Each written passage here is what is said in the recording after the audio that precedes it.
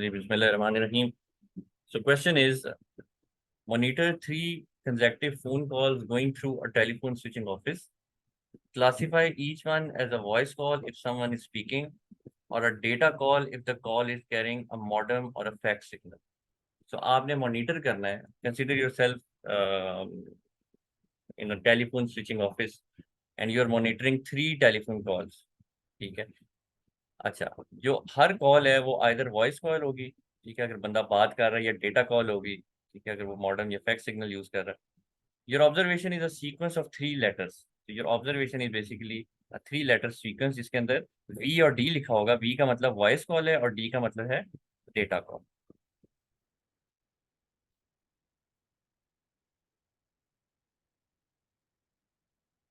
For example, two voice calls followed by one data call corresponds to VVD. इसका मतलब VVD का मतलब है कि पहली वॉइस कॉल थी, दोबारा वॉइस कॉल थी, और फिर डेटा कॉल थी. ठीक है, क्योंकि आप तीन जो है उसको ऑब्जर्व कर रहे हैं, तीन कॉल को.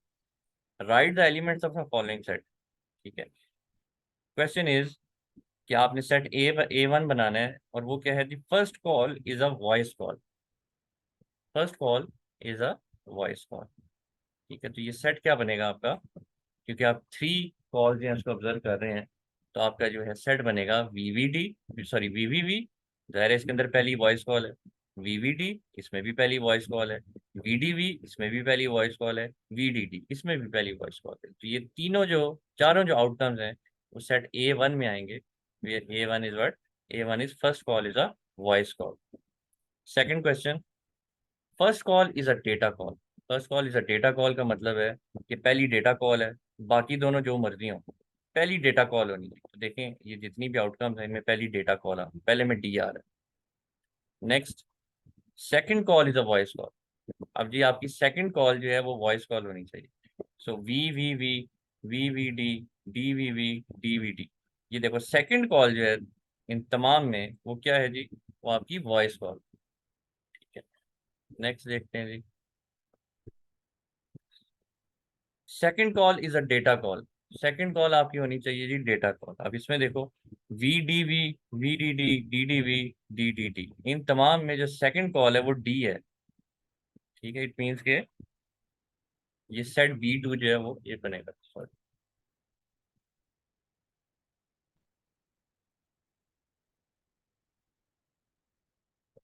अच्छा जी, नेक्स्ट देखते हैं जी. अह, ये देखते हैं जी, all calls are same. All calls are same. अच्छा जी, ऑल कॉल्स आर सेम जो है वो कब आएगा आपके पास? जब तीनों की तीनों वॉइस कॉल्स होंगी या तीनों की तीनों डेटा कॉल्स होंगी. तो इसमें क्या आएगा आपके पास? वी या डी डी डी. और तो देखो कोई ऑप्शन नहीं है. ठीक, क्योंकि आपके पास ऑप्शन ही दो हैं, या वॉइस कॉल है या डेटा कॉल है. ठीक है, तो वो सेट जिसके अंदर आपकी ऑल पॉसिबल जो आपकी तीनों कॉल्स हैं वो एक जैसी हैं, वो वी और डी डी डी.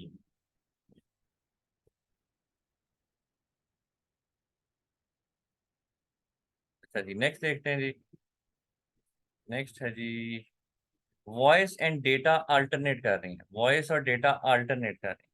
ठीक है, तो अल्टरनेट कब करेंगे? यानी कि एक वॉइस कॉल आई, अगली डेटा आई, फिर वॉइस आ गई, या पहली डेटा आई फिर वॉइस आई फिर डेटा आ गई. तो ये दो ही कॉम्बिनेशन बनेंगे जो कि ये हैं. ए फोर इज वन और मोर वॉइस कॉल. एक या एक से ज्यादा वॉइस कॉल्स हैं. यानी कि वो वाले कॉम्बिनेशन यहाँ पे बनेंगे जिसमें एक या एक से ज्यादा वॉइस कॉल्स हैं. तो तमाम वो आउटपुट्स आ रही हैं सवाए वो जिसमें तीनों की तीनों में डी डी डी है. उसके अलावा ये पूरे का पूरा सैंपल स्पेस ही समझ लो सवाए डी डी डी के. नेक्स्ट, टू और मोर डेटा कॉल्स. दो या दो से ज्यादा डेटा कॉल्स होंगी. आप देख सकते हैं D D D, D D B, DVD, VDD. इन तमाम में आइधर दो डेटा कॉल्स हैं या तीन डेटा कॉल्स. ठीक है. सो ये था जी quiz related to previous topic that we studied. ठीक है, that was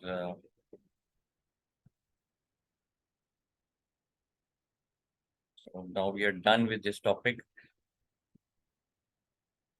of applying set theory to probability. ठीक है, so that was a quiz. आगे मूव करते हैं जी. Next is probability axioms. Probability axioms. Very important topic. Pay close attention to this topic, probability axioms. Thus far, our model of an experiment consists of procedure and observation. This leads to a set theory representation with the sample space that is a universal set, outcomes that are जो S small s से denote कर रहे हो, that are elements of S, and events जो कि आप capital letter से denote कर रहे हैं, that are set of elements. With respect to our physical idea of the experiment, the probability of an event is the proportion of the time that event is observed in large number of runs of the experiment. Read these two lines, ठीक है, twice, ठीक है, in order to understand this concept. क्या है जी कि probability क्या होती है एक event की with respect to our physical idea of the experiment. ठीक है, आपने कोई experiment किया और उसका आप physically आपने perform किया, तो probability किसी event की क्या होगी? Proportion of time that event is observed, कितनी दफा वो आपने चीज ऑब्जर्व की, observed in a large number of runs off the experiment, given that कि आपने एक लार्ज नंबर ऑफ टाइम वो एक्सपेरिमेंट परफॉर्म किया. This is relative frequency notion of probability, and mathematically this is expressed in the following exam. और ये आप following exam जो हम अभी देखेंगे इसमें ये चीज क्लियर होगी. और ये बेसिक चीज आपको पता ही है. फॉर एग्जाम्पल मैं आपको बताता हूँ. आप कहते हो कि भाई पाकिस्तान जो है वो वर्ल्ड कप में मैच खेला है. फॉर एग्जांपल पाकिस्तान ने टोटल, लेट्स सपोज 100 मैचेस खेले. Example, just just an example, total 100 matches, ठीक है. और क्वेश्चन इज कि पाकिस्तान की वर्ल्ड कप के किसी भी मैच में विन करने की क्या प्रोबेबिलिटी है. ठीक है, तो आप देखेंगे पाकिस्तान टोटल मैच खेला है 100, और उसमें से लेट्स सपोज 70 मैचेस जो है पाकिस्तान जीता हुआ. ठीक है, तो अब जो आपका नेक्स्ट भी मैच हो रहा है उसमें पाकिस्तान के जीतने की क्या प्रोबेबिलिटी होगी? क्या लिखा हुआ है यहाँ पे? proportion of the time that the event is observed in a large sorry the probability of event is the proportion of the time that the event is observed in a large number of runs. ठीक है, तो 70 times observe किया आपने इसे, ये win किया. Total number कितने थे? 100. तो क्या प्रोबेबिलिटी है जी? 70% चांस है इसका, यानी कि 0.7 is the probability. 0.7 is the probability. तो ये है जी मतलब इसका. ठीक है, अच्छा. लार्ज नंबर ऑफ एक्सपेरिमेंट इसलिए लिखा, फॉर एग्जांपल अगर अब आपके मैच ही दो हैं, ठीक है, और आप फिर एक प्रोबेबिलिटी निकाल रहे हो, तो वो एक जाहिर है आपके पास एक नंबर तो आ जाएगा, लेकिन that would not be a fair number. हो सकता है स्टार्ट में आप 5 मैच जो है वो हारे हो, और फिर आप छठे मैच की बात कर रहे हो. ठीक है, अब आपके जेहन में क्वेश्चन आएगा कि भाई हम, ये तो मैंने क्वेश्चन किया ना कि भाई टोटल आपने मैचेस 100 खेले हैं, 70 उसमें आप जीते हैं, और क्या प्रोबेबिलिटी? अब आप कहेंगे जी अच्छी टीम से खेले हो तो उसकी क्या है, बुरी टीम से खेले. तो मोर ऑन दिस इंशाल्लाह आहिस्ता आहिस्ता जब चीज़ें आएंगी आगे, तो ये तो सिर्फ आपको प्रूफ ऑफ कंसेप्ट समझाने के लिए ये बात की है. ठीक है, आगे चलते हैं. Okay, so let's go through the axioms of probability. पहला एक्सियम है, for any event A probability of A is greater than equal to 0. कोई भी इवेंट है आपका, ठीक है, कोई इवेंट ए है, ठीक है, उसकी प्रोबेबिलिटी क्या होगी? वो ग्रेटर देन इक्वल टू 0 होगी. नेगेटिव प्रोबेबिलिटी नहीं होती. किसी भी चीज के अगर होने की प्रोबेबिलिटी नेगेटिव नहीं होती. ठीक है, प्रोबेबिलिटी हमेशा पॉजिटिव नंबर होती है. ठीक है, अगर आप कहते हैं भाई कोई इवेंट है, उसके अगर होने की प्रोबेबिलिटी, उसका कोई चांस नहीं है कि वो करो, ठीक है, तो आप क्या कहोगे कि प्रोबेबिलिटी 0 है उसकी. ये नहीं कहोगे कि प्रोबेबिलिटी माइनस में. Probability is always greater than और इक्वल टू 0. ठीक है, क्यों? अभी बात की हमने कि नंबर ऑफ टाइम्स आपका जो आउटपुट आई है divided by total number of experiments जो परफॉर्म हुए हैं. ठीक है, अभी हमने एग्जांपल ली मैच की जिसमें 70/100 हमने किया. ठीक है, सो ये तो नहीं हो सकता कि आपने जो आपके फेवरेबल आउटकम्स हैं वो नेगेटिव में हो, या आपके टोटल नंबर ऑफ आउटकम्स जो हैं वो नेगेटिव में हो. अगर कोई चीज़ अकर हुई है तो obviously that is non zero. ठीक है, तो that cannot be a negative number. The probability of any event should always be greater than or equal to 0. This is the first axiom. Second axiom है, probability of sample space जो है वो 1 है. Sample space की probability जो है वो 1 है. क्यों भाई? सैंपल स्पेस के अंदर तो तमाम पॉसिबल आउटकम्स हैं. ठीक है, जब सैंपल स्पेस की प्रोबेबिलिटी लो, फॉर एग्जांपल आप डाइस थ्रो वाली एग्जांपल लेते हैं, डाइस थ्रो वाली एग्जांपल लेते हैं, तो उसमें सैंपल स्पेस क्या आता है? आप ऑब्जर्व कर रहे हैं कि भाई आपका हेड आता है या टेल आता है, सॉरी आपका क्या नंबर आता है डाइस पे, तो 1 2 3 4 5 6. ठीक है, तो probability of the sample space in that case would be what 1, because उसके अंदर सारे पॉसिबल आउटकम है। हाँ, मैंने अगर यहाँ पे कोई इवेंट बना दिया है, इवेंट ए है जी कि मेरे इवन नंबर, कि मेरा आउटपुट पे इवन नंबर आए, ठीक है। अब इसमें कितने एलिमेंट्स हैं टोटल? इसमें टोटल एलिमेंट्स हैं 3, ठीक है। तो मैंने जब इसकी प्रोबेबिलिटी निकालनी है, प्रोबेबिलिटी ऑफ ए, वो क्या आएगी?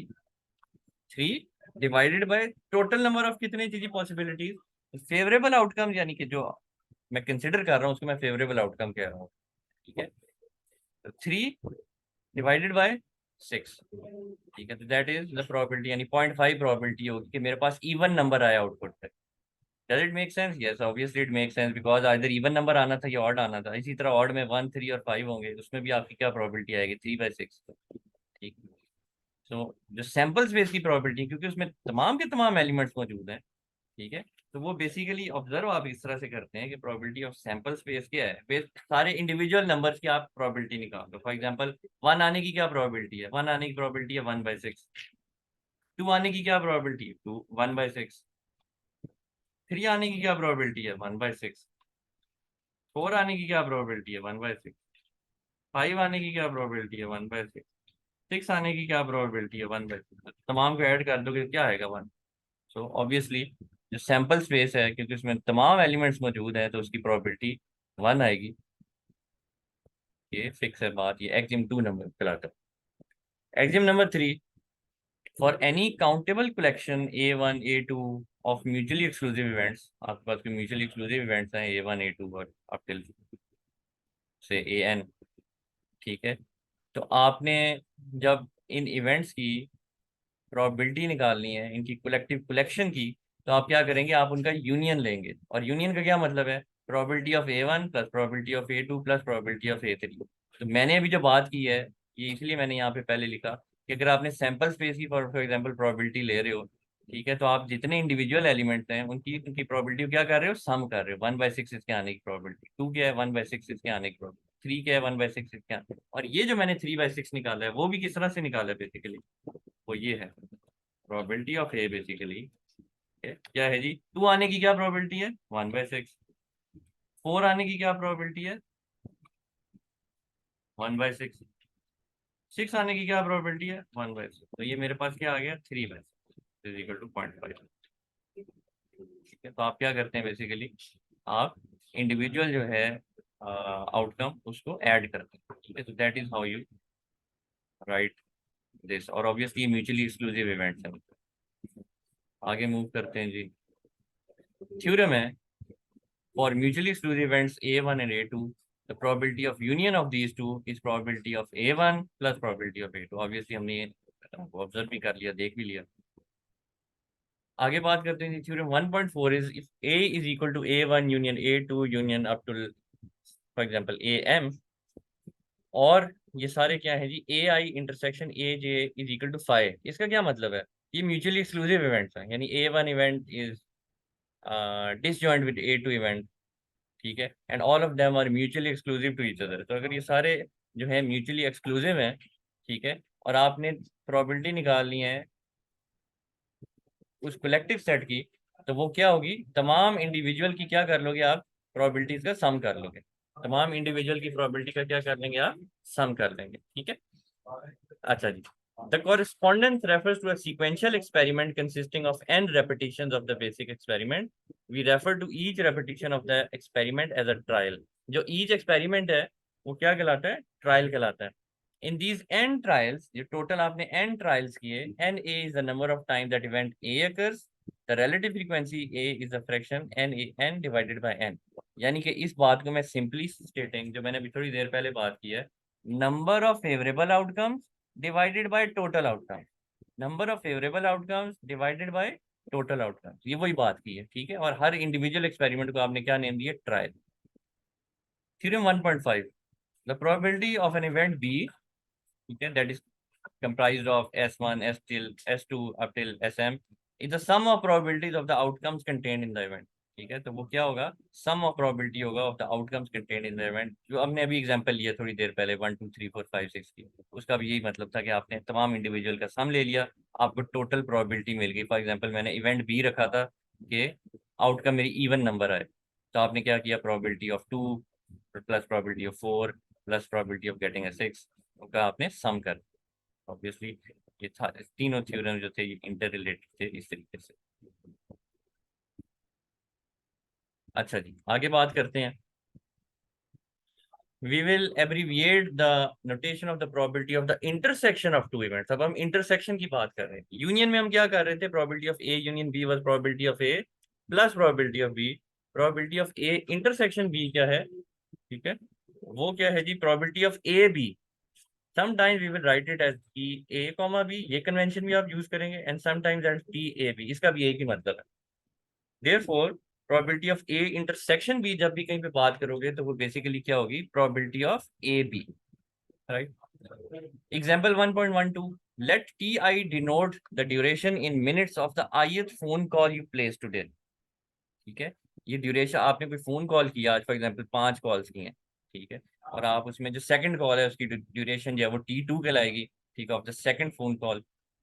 The probability that your first phone call lasts than 5 minutes and your second phone call lasts than 10 minutes is, अच्छा, अब आप यहाँ पे देखो, pay very close attention to this, ठीक है। The probability that your first phone call lasts less than 5 minutes, आपकी पहली फोन कॉल जो है वो 5 मिनट से कम की हुई, और उर्दू वाला और की बात कर रहा हूँ, यानी इंग्लिश में एंड, तो पहली कॉल लेस देन 5 मिनट्स हुई, and at the same time जो सेकंड फोन कॉल थी वो आपकी ग्रेटर देन 10 मिनट्स हुई, so that is how you will write this, probability of T1 less than 5 comma probability T2 is greater than equal to 10। ठीक है, तो comma लगा दें या इसको साथ से लिख दें, ठीक है। अगर आप, जाहिर है अब यहाँ पे आप कॉमा नहीं लगाएंगे तो आपको तो कंफ्यूजन हो जाएगी, it's better to place a comma over here. This is a intersection, ये प्रोबेबिलिटी ऑफ दिस, अगर फॉर एग्जांपल मैं इस चीज को A1 नाम दूं, इसको A2 नाम दूं, तो this is probability of A1 A2, ठीक है। This is an and operation, this is intersection. आगे बात करते हैं जी, इस बारे में मजीद आगे चीजें आएंगी और मजीद क्लैरिटी जो आपको वो मिलेगी। Next is equally likely outcomes. देखो नाम से पता लग रहा है इक्वली लाइकली, यानी कि लाइकलीहुड जो है उन आउटकम्स का वो एक जैसा है, उसे मैं कहूंगा equally likely. A large number of experiments have a sample space shown as this in which our knowledge of the practical situation leads us to believe that no one outcome is any more likely than the other. In these experiments we say that the n outcomes are equally likely. In such case axiom of probability implies that every outcome has a probability 1 by n। ये भी example हम को relate करेंगे उसी बात से जो हमने पहले की थी, कि मैं अगर एक फेयर डाइस को थ्रो कर रहा हूँ जिसमें 1 आने की प्रोबेबिलिटी भी सेम है, 2 आने की प्रोबेबिलिटी भी सेम है, 3 आने की प्रोबेबिलिटी भी सेम है, 4 आने की प्रोबेबिलिटी भी सेम है, 5 की भी, 6 की भी, ठीक है, तो ये मैं क्या कहूंगा, ये इक्वली लाइकली आउटकम, यानी जितने पॉसिबल आउटकम्स हैं उनके आने का चांस एक जितना हो वो इक्वली लाइकली आउटकम्स कहलाते हैं। जितने पॉसिबल आउटकम्स हैं उनके आने का चांस सेम हो तो वो क्या कहलाते हैं, इक्वली लाइकली। फॉर एग्जाम्पल अगर मैं फेयर डाइस को थ्रो करता हूँ तो 1 आने की या 2 आने की या 3 या 4 या 5 या 6, इन सब के आने की प्रोबेबिलिटी अगर सेम है, ठीक है, तो these are equally likely outcomes. और अगर ये इक्वली लाइकली आउटकम है तो हर इंडिविजुअल आउटकम जो है वो क्या होगा, वो क्या होगा, 1/n। टोटल कितना था इसमें, n क्या था, n was 6 ओवर हियर, ठीक है। तो ये जो हमने यहाँ पे बात की है, the axiom of probability implies that every outcome has a probability of 1/n। तो 1 आने की क्या प्रोबेबिलिटी है भाई, 1/6। 2 आने की क्या प्रोबेबिलिटी है, 1/6। 3 आने की क्या है, 1/6। 4 की क्या है, 1/6। तमाम की 1/6 है, तो ये इक्वली लाइकली आउटकम, ठीक है। For an experiment with a sample space this in which each outcome is equally likely, the probability of individual outcome यानी कि कोई भी जो element of that set है, ठीक है, वो क्या होगी, 1/n, जो कि हमने देखा, ठीक है। प्रूफ देखते हैं। Since all outcomes have equal probability, there exists P such that for probability of that of any outcome is P for I is equal to 1 to n. This implies that the probability of sample space is NP। ठीक है, क्या मतलब है इसका, कि आपके पास probability क्या थी जी, इंडिविजुअल आउटकम की 1/6, ठीक है। तो इसको आप मल्टीप्लाई कराओ जी, 1/6 को किससे मल्टीप्लाई कराओ, n से। n टोटल ऑफ और नंबर ऑफ आउटकम्स क्या थे, 6, तो आपके पास प्रोबेबिलिटी ऑफ सैंपल स्पेस आ जाएगी। तो 6 multiply by 1/6 is equal to 1। तो आप n p करेंगे, ये this is n, and this is p, where the small p is the probability of individual outcome. So if you will multiply these two, you will get the probability of the sample space, which is 1 in this case. ठीक है, अगर आप sample space नहीं ले रहे, कोई और event ले रहे हैं, तो इसी तरह से अगर इक्वली लाइकली हैं तो आप मल्टीप्लाई करा के उसकी प्रोबेबिलिटी देख सकते हैं। एग्जाम्पल, ठीक है, इससे आपको चीज़ें मजीद क्लियर हो जाएंगी। You roll a 6 sided die in which all faces are equally likely. तमाम फेसेस जो हैं उसमें इक्वली लाइकली हैं, यानी 1 2 3 4 5 6 आने की प्रोबेबिलिटी सेम है। What is the probability of each outcome? क्या है जी ईच आउटकम के आने की प्रोबेबिलिटी? 1/6। अभी बात की है इस बारे में। Find the probability of event. Event की प्रोबेबिलिटी निकालो। इवेंट क्या है कि आपके पास 4 या 4 से बड़ा नंबर आता है, 4 या 4 से बड़ा नंबर आता है, ठीक है। तो ये सेट क्या बन रहा है बेसिकली, ये रोल 4 और हायर ये आती है आउटपुट, तो ये सेट बन रहा है बेसिकली 4 5 एंड 6। तो इस इवेंट की क्या प्रोबेबिलिटी है? 4 आने की क्या प्रोबेबिलिटी? ठीक है, 1/6। 5 आने की क्या प्रोबेबिलिटी? 1/6। 6 आने की क्या प्रोबेबिलिटी? 1/6। तो 1/6 plus 1/6 plus 1/6 which is 3/6 which is equal to 1/2। Next, roll an even number. ठीक है, आपकी इवन नंबर आता है आउटपुट पे, तो 2 आता है, 4 आता है, 6 आता है। ठीक है, अगेन प्रोबेबिलिटीज 1/2। ये एग्जाम्पल हम पहले कर चुके हैं। Roll the square of an integer. आपके पास स्क्वायर आता है, ठीक है, you get the square of an integer, तो दिस इज आइदर 1 और 4। ठीक है, सो आपके पास 1 आने की क्या प्रोबेबिलिटी? 1/6। 4 आने की क्या probability? 1/6, which is equal to 2/6। ठीक है, विच इज इक्वल टू 1/3। ठीक है, आगे मूव करते हैं। क्विज 1.3, इसको देखते हैं जी। क्विज 1.3 क्या है? A students test score T is an integer between 0 and 100। एक स्टूडेंट है जिसका स्कोर आता है, वो भी टेस्ट देता है, और उसके मार्क्स आते हैं 0 से 100 के दरमियान में। ठीक है, corresponding to the experimental outcomes S0 to S100, a score of 90 to 100 is an A। अगर 90 से 100 के दरमियान में आते हैं तो वो A है। ठीक है, अगर 80 to 89 आते हैं तो वो B है, 70 to 79 आते हैं तो वो C है, 60 to 69 आते हैं तो D है, और below 60 जो है वो F है। Given that all scores between 51 and 100 are equally likely। ठीक है, जाहिर है ये कोई इतनी रियलिस्टिक सिचुएशन तो नहीं है, this is just to give you an example and see के भाई हमारा कॉन्सेप्ट जो है वो क्या कितना क्लियर है। Given that all score between 51 and 100 are equally likely. ठीक है, आप एक्सपेक्ट करें कि 51 से 100 आने के तमाम, यानी 52 आने की भी वही प्रोबेबिलिटी है, 53 आने की भी वही प्रोबेबिलिटी है, सो ऑन सो फोर्थ, 100 तक आने की इक्वली लाइकली होगी। और स्कोर 50 और लेस नेवर अगर, जब 50 और 50 से कम नंबर है ना, लेट सपोज के भाई बड़ा ही सखी टीचर है, ठीक है, या कोई उनकी पॉलिसी जो कोई इस तरह की है, और सखी तो नहीं कहेंगे खैर, पॉलिसी कोई इस तरह की है जो फेल नहीं करते हो। ठीक है, तो स्कोर 50 और लेस जो है ना वो आता ही नहीं है। तो find the probability. Probability find करोगे भी 79 मार्क्स आने की क्या प्रोबेबिलिटी? 79 मार्क्स आने की क्या प्रोबेबिलिटी है भाई? There are 50 equally likely outcomes. 51 से 100 जो है ये टोटल कितने नंबर्स बनते हैं? ये 50 बनते हैं ना टोटल। तो 79 के आने की क्या प्रोबेबिलिटी होगी? 79 आने की क्या प्रोबेबिलिटी होगी?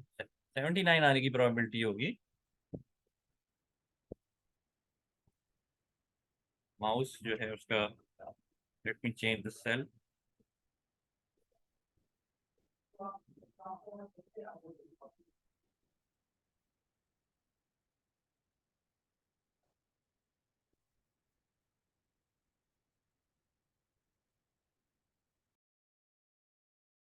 Okay, so there are exactly 50 equally likely outcome. आपके 51 से 100 मार्क्स आने की जो प्रोबेबिलिटी है सेम है, यानी 51 आने की वही प्रोबेबिलिटी, 52 आने की प्रोबेबिलिटी भी वही, 53 आने की प्रोबेबिलिटी भी वही, 100 आने की प्रोबेबिलिटी भी वही। तो क्या प्रोबेबिलिटी है कि भाई आपके 79 मार्क्स आएंगे? 79 मार्क्स आने की क्या प्रोबेबिलिटी होगी आपकी? ठीक है, टोटल कितने थे आपके पास? ये कितने आपके पास इक्वली लाइकली लाइकली आउटकम्स हैं? These are 50। ठीक है, दीज आर 50। तो आपने किसी इंडिविजुअल नंबर की प्रोबेबिलिटी निकालनी है तो वो क्या होगी? That would obviously be 1 divided by 50। ठीक है, विच इज इक्वल टू 0.02। ठीक है, सो फिफ्थ प्रोबेबिलिटी ऑफ 79 निकालो, या प्रोबेबिलिटी ऑफ 80 निकालो, या जो मर्जी निकालो, दैट वुड बी सेम। इसी तरह प्रोबेबिलिटी 100 आने की क्या प्रोबेबिलिटी, अगेन वो भी सेम होगी, वो भी इक्वली लाइकली था। तो 50 पॉसिबल आउटकम्स हैं इसमें, तो again 1 divided by 50 which is equal to 0.02। Okay जी, नेक्स्ट है प्रोबेबिलिटी ऑफ ए। और प्रोबेबिलिटी ऑफ ए क्या था? 90 से 100। 90 से 100। तो 90 से 100 जो है ये टोटल कितने हैं जी? 90, 91, 92, 93, 94 अप टिल 100, ये टोटल 11 बनते हैं। ठीक है, तो ये क्या बनेगा आपका? 11 इंटू 0.02, यानी एन पी, वो जो आपने अभी फॉर्मूला देखा है वो लगा दिया यहाँ पे। ठीक है, तो आपके पास ये टोटल कितने 11 है, और हर एक की प्रोबेबिलिटी क्या है? 0.02। या इस तरह कर लो, probability of 90 which is equal to 0.02 plus probability of 91 which is equal to 0.02 plus probability of 92 which is equal to 0। तो ये ज़्यादा ज़रा कॉम्प्लेक्स हो जाएगा। तो टोटल कितने 11 है, और हर एक की प्रोबेबिलिटी क्या है? 0.02। You multiplied and you got the answer. Next is probability of getting marks between 51 and 59। ठीक है, प्रोबेबिलिटी ऑफ एफ क्या था यहाँ पे? एफ था जी below 60 is a failing grade, below 50 is a failing grade. तो फेल होता है भाई, बस 50 से कम नंबर नहीं आते, फेल होता है। ठीक है, और उसकी हमने यहाँ पे ये रखा हुआ है फेल का 51 से 59। ये टोटल कितने हैं जी? ये टोटल 9 है, और हर एक की क्या प्रोबेबिलिटी है? 0.02। Next is probability of getting more than 80 marks. कितने टोटल नंबर बनते हैं? 21। 21 से मल्टीप्लाई करा के probability of T less than 90। तो ये क्या बनेगा? 51 से 89 तक टोटल नंबर कितने बनते हैं? 39। Probability of getting a C grade और अ बेटर। सी ग्रेड आपका 70 पे आ रहा था, सी और बेटर का मतलब है कि 70 से लेके 100 तक टोटल नंबर बनते हैं 31। मल्टीप्लाई कराया, you got the answer. Probability के स्टूडेंट पास हो जाता है तो वो 60 से 100 बनेगा। टोटल कितने हैं जी? 41। मल्टीप्लाई कराया and you got the answer. So we will end here and we will continue this topic in the next lecture.